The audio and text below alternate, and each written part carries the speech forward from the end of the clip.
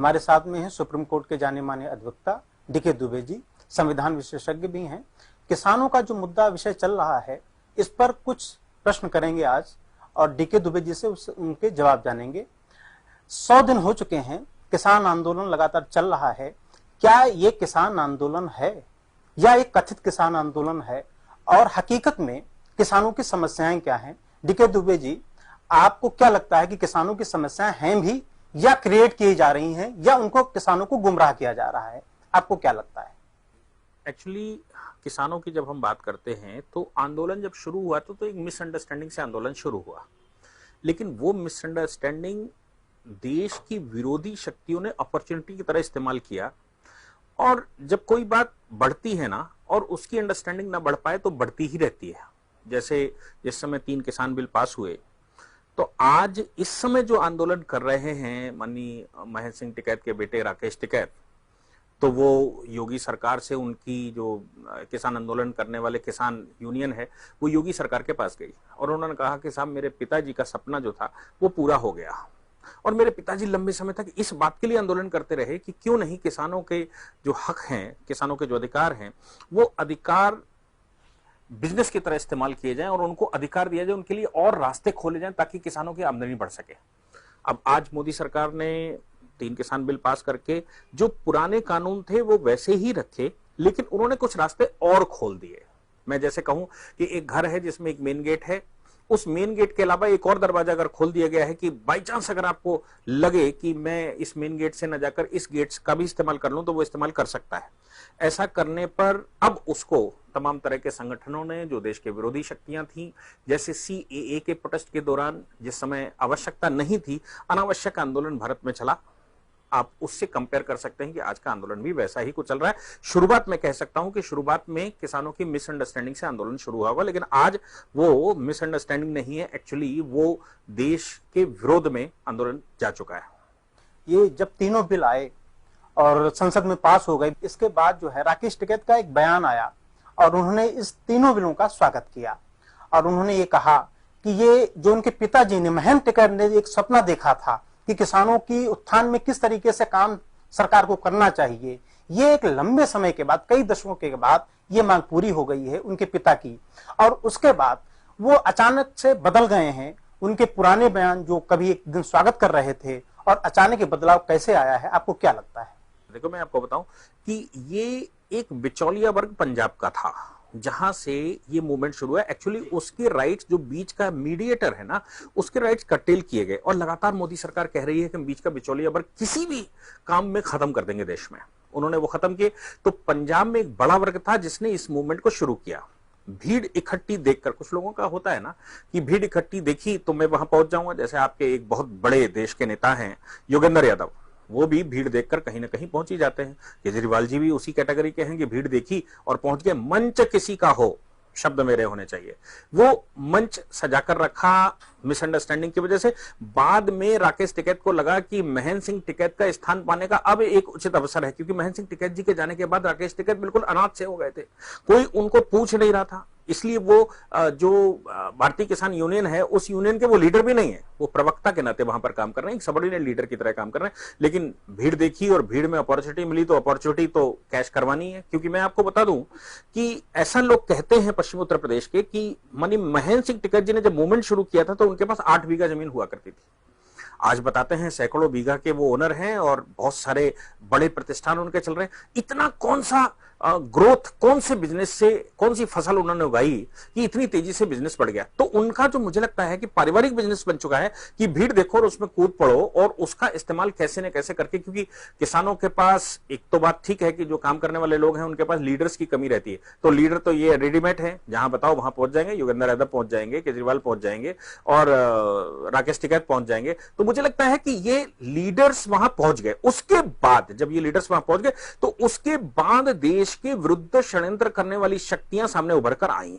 और उन शक्तियों में खास तौर से, चूंकि पंजाब से मूवमेंट शुरू हुआ था, तो उन शक्तियों में खास तौर से कुछ संगठन, जैसे मैं उन संगठनों के नाम आपको बताऊं, सिख फॉर जस्टिस, उसने साहब $2.5 लाख का इनाम घोषित कर दिया कि अगर आप 26 जनवरी की परेड में जाते हैं और वहां पर वो खालिस्तान का झंडा अगर फहरा देंगे मुख्य स्थानों पर, तो 2.5 लाख यूएस डॉलर्स। आप सोच सकते हैं कि भारत की करेंसी में कितना बनेगा।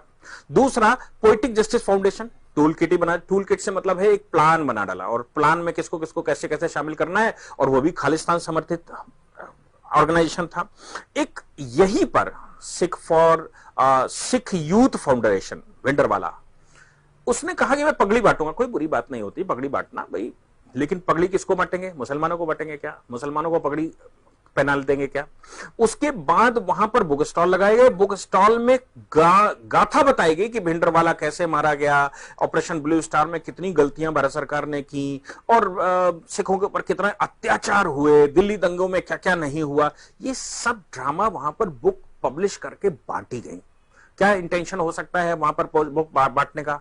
फिर बब्बर खालसा इंटरनेशनल, मैं कहूं कि बेअंत सिंह और 17 अन्य उनके लोगों की हत्या करने का दोषी जगतार सिंह, उसका क्या इंटरेस्ट है भाई इस किसान मूवमेंट में? लेकिन वो उसमें एक्टिव दिखा, उसने एक बड़ा रोल प्ले किया।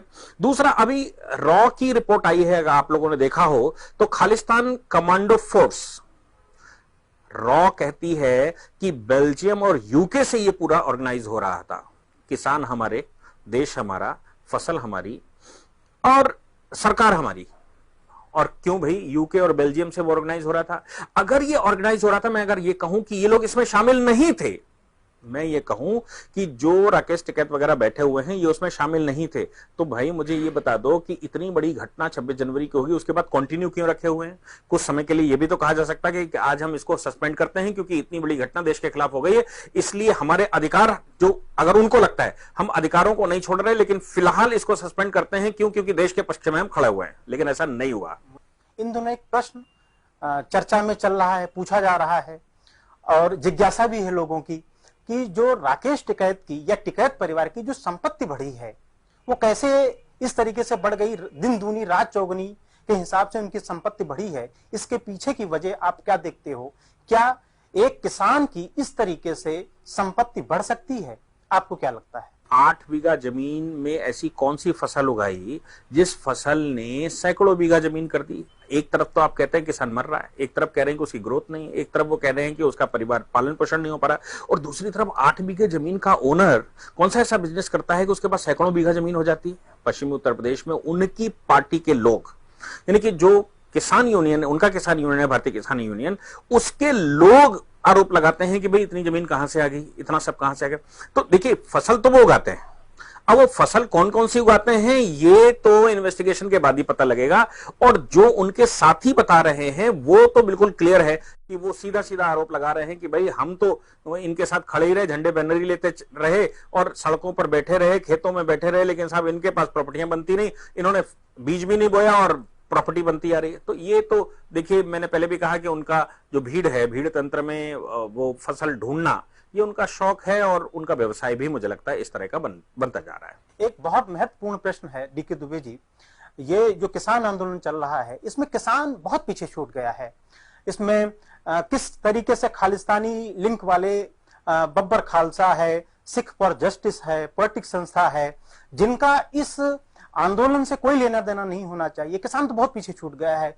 जो वैश्विक शक्तियां हैं इसके पीछे लग गई हैं, और किसान आंदोलन के बहाने क्या आपको लगता है वो साजिश रची जा रही है हिंसा की, वायलेंस की, और इस आंदोलन के बहाने दूसरी तरीके की सियासत की जा रही है? आपको क्या लगता है?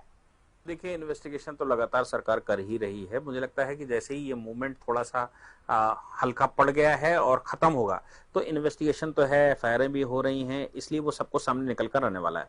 इसमें कोई शक नहीं है कि विश्व में सदैव हर युग में एक युद्ध चला आया है।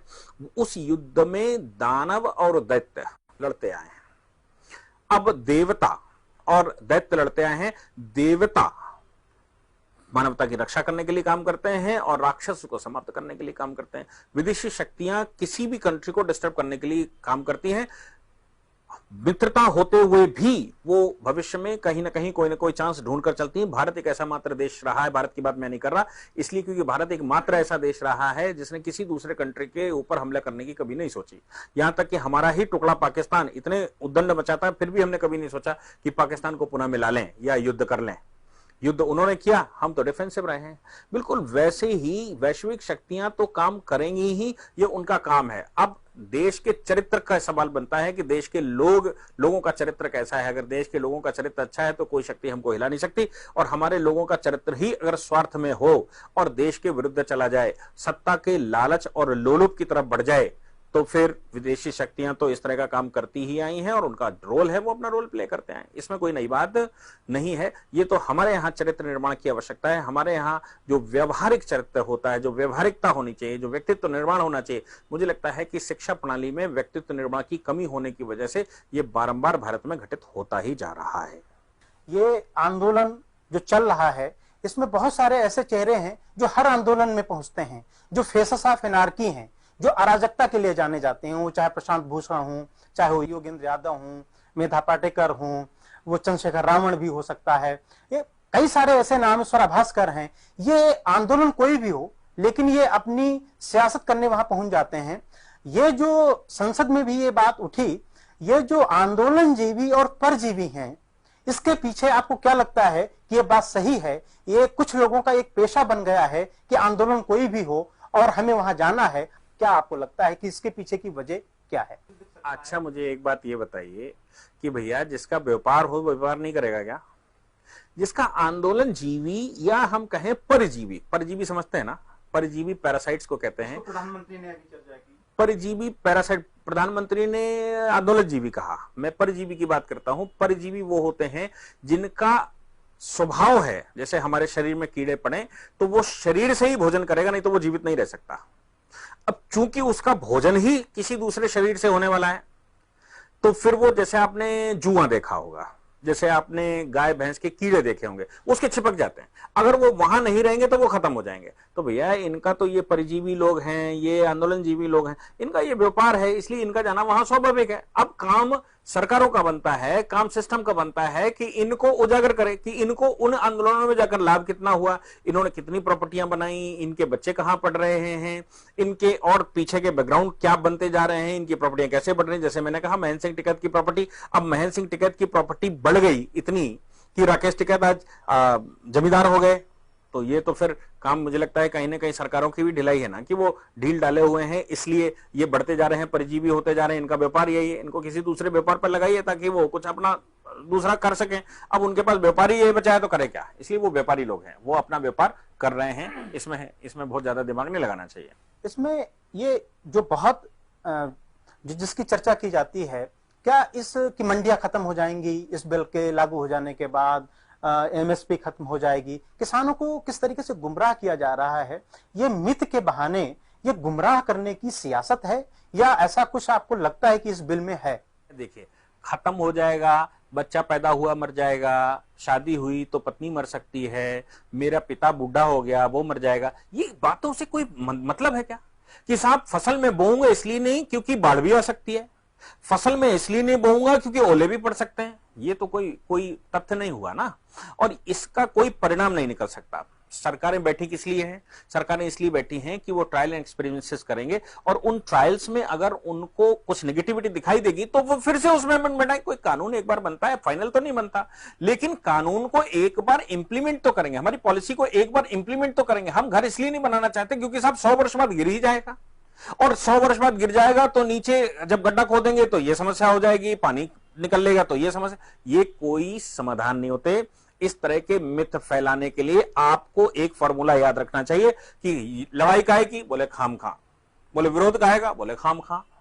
बोले आप यहां क्यों आए? बोले खाम खा।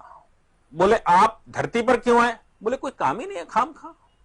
तो ये खाम खा का कोई सोल्यूशन किसी के पास नहीं होता। आपको अगर कोई समस्या लगती है तो क्लॉज बाय क्लॉज आप उसमें डिस्कशन करिए। आप बताइए, आपके पास डेटा है तो बताइए। सरकार के पास अपना डेटा है, सरकार अपना डेटा दे रही है, उसने पार्लियामेंट में रखा, पार्लियामेंट से कानून पास हुआ। अगर पार्लियामेंट से कोई कानून पास होता है और आप कहते हैं कि ये कानून पार्लियामेंट ने जो पास किया है, इस कानून का मैं विरोध करता हूं, तो आप तो राष्ट्र का विरोध कर रहे हैं ना, देश की सिस्टम का विरोध कर रहे हैं, देश के एस्टेब्लिशमेंट का विरोध कर रहे हैं।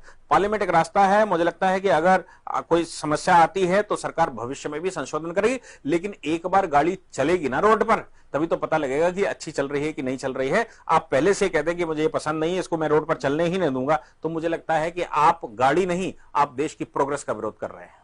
और आखिर में डीके दुबे जी, मैं आपसे जानना चाहता हूं, इस किसान आंदोलन में तो किसान बहुत पीछे छूट गया है। इस किसान आंदोलन को तो जनता का साथ नहीं है, समाज का साथ नहीं है, तथा कथित कुछ नेता हैं, कथित नेता, जिनके सहारे ये आंदोलन को जीवित करने की पुरजोर कोशिश की जा रही है। क्या आपको लगता है कि ये सियासी कुछ पश्चिम बंगाल, तमिलनाडु और असम, जिन राज्यों में पुडुचेरी, इनमें जो चुनाव होने वाले हैं, ये तब तक रहेगा, या फिर ये इस सरकार को अस्थिर करने की एक अराजकता लाने की कोशिश भर है, या इसका कोई भविष्य भी है? आपको क्या लगता है? आपको सवारी मिले ना मिले, मैंने वाहन खरीदा है, ट्रांसपोर्ट का व्हीकल खरीदा है, तो मैं तो लगाऊंगा ना। तो भैया उनको समर्थन मिले ना मिले, लेकिन उनका तो व्यापार है। अगर कहीं से भी उनका व्यापार हल्का चल रहा है, अच्छा चल रहा है या खराब चल रहा है, तो वो तो करेंगे ना, वो कर रहे हैं। लेकिन जनता समर्थन नहीं कर रही है, जनता उनको भगा भी रही है। अब लेकिन जिन लोगों को पेमेंट जा रहा हो, कुछ आपने वीडियोस देखे होंगे जिसमें डेली का पेमेंट जा रहा, अब जिन लोगों को पेमेंट जा रहा हो, जिनके अच्छे खासी फसल चल रही हो, जिनको अच्छा खासा पैसा मिल रहा हो, वो तो करेंगे ना, वो कर रहे हैं। ये थे संविधान विशेषज्ञ और सुप्रीम कोर्ट के जाने माने अधिवक्ता डीके दुबे जी, जिन्होंने जो किसान आंदोलन चल रहा है उस पर बहुत सारे प्रश्न आपके भी मन में होते हैं, हमारे भी मन में हैं। उनके बहुत सारे प्रश्नों के उत्तर आपने दिए हैं। किसान आंदोलन पर आपने बहुत सारे मिथ को और जो गुमराह किया जा रहा है किसानों को, उस पर बहुत सारा स्पष्टीकरण आपके उत्तरों से मिला है लोगों को। मैं चाहता हूं कि इस तरीके से अगर बातें सामने आती रहेंगी तो ये जो लोग, जो किसानों को गुमराह करने की एक साजिश चल रही है, जो एक सियासत चल रही है, कहीं ना कहीं जनता को उसको लाभ मिलेगा, किसानों को उससे लाभ मिलेगा। और ऐसा कुछ भी नहीं होने वाला है। ना तो मंडियां खत्म की जा रही हैं, ना तो ये एमएसपी खत्म की जा रही है, ना तो कॉन्ट्रैक्ट फार्मिंग को लेकर किसानों की जमीन छीनी जा रही है। केवल ये किसानों को गुमराह किया जा रहा है।